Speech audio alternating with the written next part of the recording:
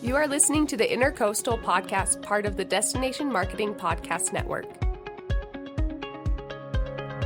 Hello, everyone, and welcome to another episode of the Intercoastal Podcast. Today we have a special guest on with us. It's Captain Henry, who works with Coastal Expeditions, and we're excited to have you. Thanks for joining us today. I'm happy to be here. Fantastic. Well, first of all, do you want to just give us a little bit of an introduction to your company and what you do and everything like that? Sure. Coastal Expeditions is a company that was born in Charleston, South Carolina. And, at the heart of things, we're a group of naturalists dedicated to the preservation of barrier islands and coastal conservation. And basically, we deliver that message of conservation through vehicles like boat charters, kayak tours. And, at the heart of things, we're all naturalists, but, most of what we do is eco-touring. And, That's very cool. So how long have you been working in this industry? I've been with Coastal Expeditions since 2005 and figured out pretty early on that all I ever wanted to do with my life was spend time outside, playing on boats, working on the water. And I've always kind of been a child of the outdoors. And when I got back from Patagonia it was a trip I did with Knowles, I was determined never to work inside ever again in my life and never have like a normal desk job. And that's when I found Coastal Expeditions, and I've pretty much been with them ever since. And over time, just slowly kind of evolved and worked my way up through the company, and now I find myself here. Very cool, very cool. That's awesome. So you basically got to live out your dream all in one location. That's fantastic. Yeah, pretty much. Charleston, there's a lot that we do up there. It's outdoor education for children. It's a ferry service to Bull Island. We do tours of the Ace Basin and the Santee Delta. Really, we tour all over the South Carolina coastline, and it was just kind of a natural fit for me because I'm such a water lover. Yeah, that makes sense, and that's so great. So you mentioned some of the different kinds of like tours you do, like kayak tours and everything. Do you want to just break down all the different options you have a little more?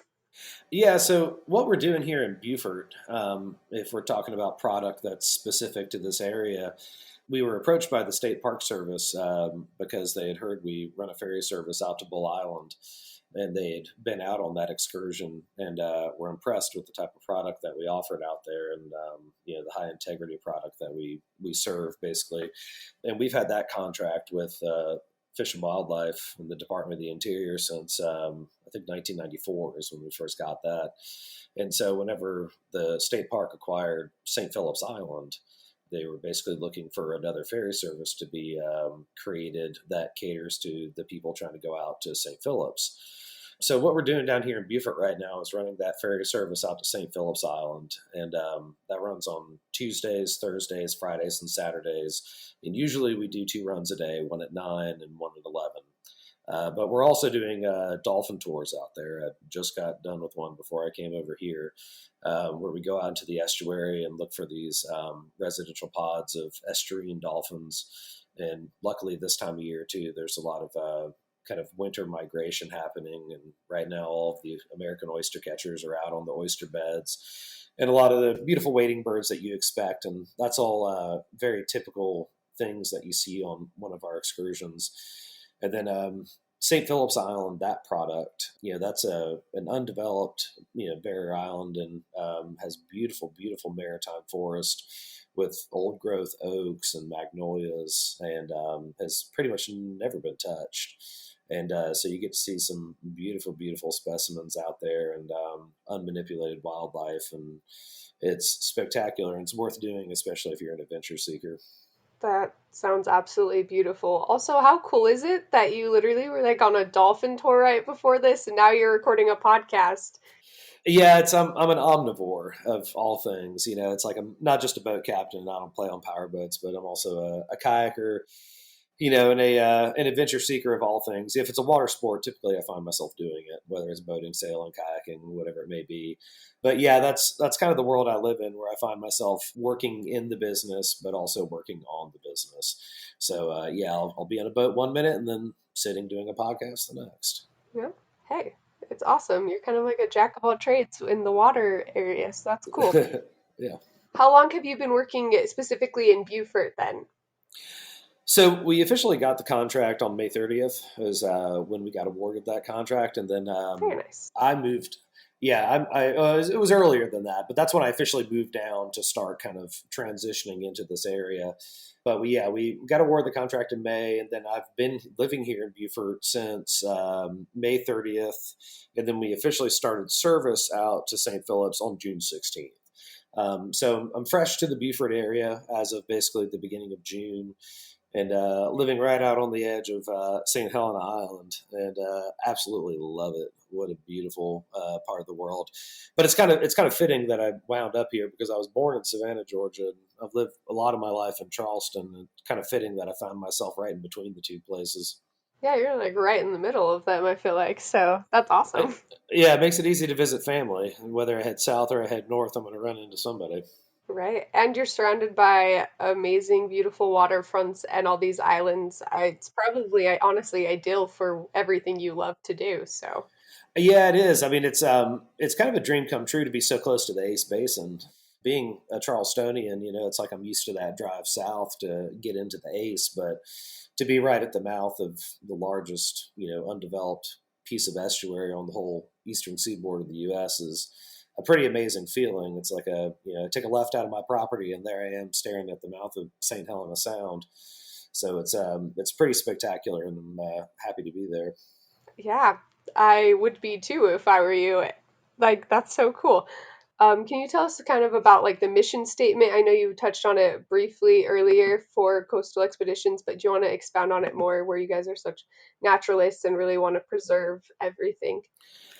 Yeah, I think the cumulative, kind of mentality, the overwhelming idea behind coastal expeditions is that we're in business, we're an S corp, but we also have a nonprofit, and a lot of what we do is kind of donating our time and donating our efforts. And you'll find that whether it's me or it's another coastal expeditions employee, the things we all have in common is that we're do-getters. We're about the conservation of wild places, the conservation of wildlife, and also education. And exposing people to the outdoors, because I find that our method of conservation is wrapped around the idea that if you expose and you educate people to the beauty of the low country, that's the way that you can inspire conservation. Because if you can make someone fall in love with a place like the estuaries of Beaufort and Charleston and the beautiful barrier islands that we have, they're more likely to want to protect it. It's like you tend to protect what you love. So a lot of the coastal expedition employees all share that quality to where we're conservationists and educators. I love that, and I agree full-heartedly. So I know when you guys like ferry people out to St. Philip's Island, do you actually like talk about the island and everything that's on there and kind of educate them about that? Yeah, well, that's one of many things we touch on is the human history of the island, and it's like whenever I'm talking about the human history of St. Philip's and the Beaufort area, it's like I start all the way back at 15,000 BC and go up to like colonial. It's like I'm trying to paint them a picture of what the evolution of this piece of coastline looked like. And who were the first ones to arrive, the Native American cultures of the area, as well as talking about the geography, the wildlife. It's like I try and touch on everything that encompasses what's so significant about St. Philip's.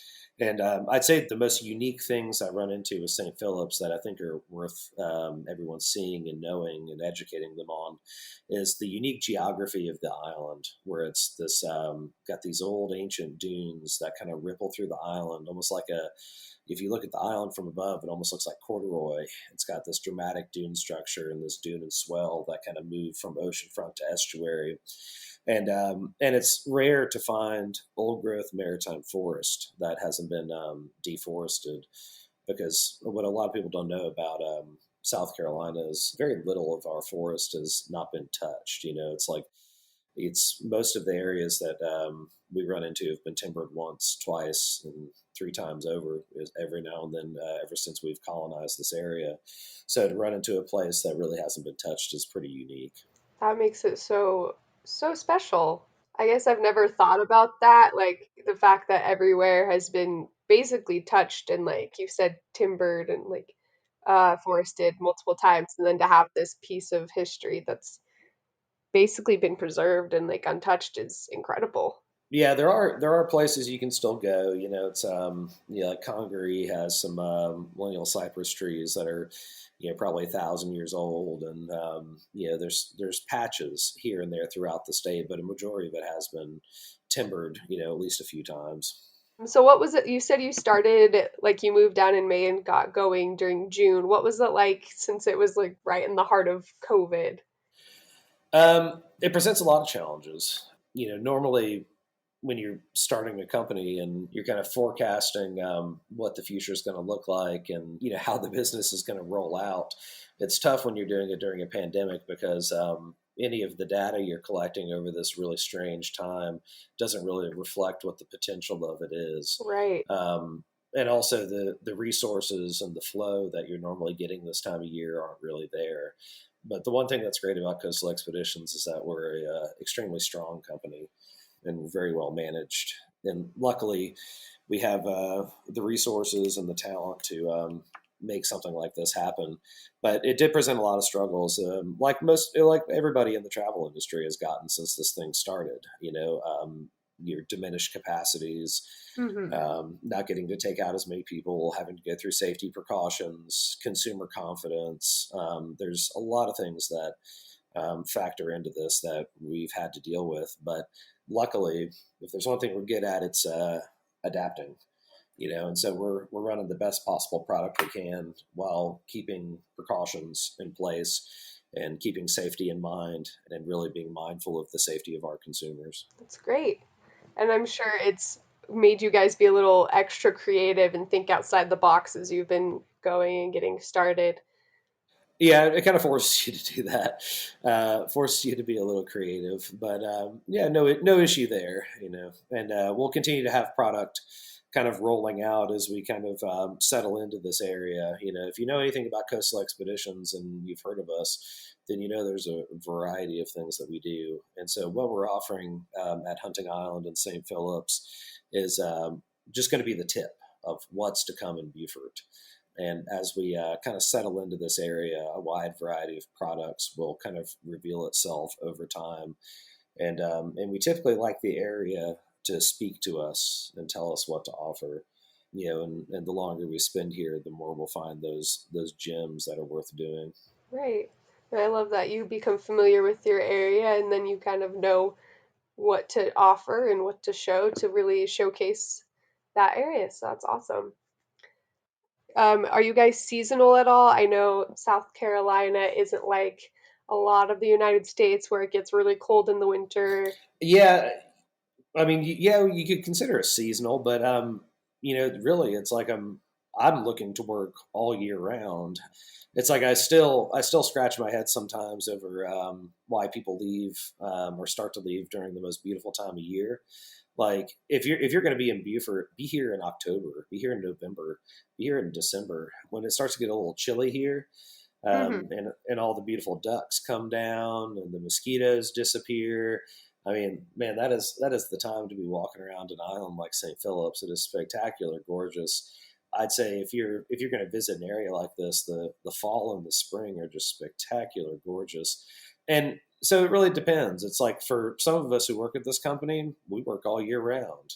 Like I'm one of those people where it's not seasonal for me. It's seasonal for some people, but I am not one of those people, and I'm always looking to do a trip, whether during the winter or during the summer. So to answer that question, yes, some of the time it is, but preferably no. It's like I prefer to be working all year round. Right, you're like, if you have the option, you're gonna take it and keep taking people out. That's great. Also, you sold me with the second you said there were no mosquitoes or fewer mosquitoes in the fall, because that's like, I hate them. Well, yeah, and it's like the way I look at mosquitoes, it's kind of like paying your dues. It's like paying taxes. It's like, if you're going to be somewhere, that's absolutely gorgeous and is a little slice of heaven, it's like, there's those little costs that you have to pay to, be in those spaces, and having to deal with mosquitoes some of the year is part of what it takes to pay the taxes to be there. So it's like you gotta take the good with the bad. I mean, and St. Philip's is a raw place. That's part of what makes it so great, is that it's Uh-huh. not developed with houses, doesn't have a bunch of infrastructure.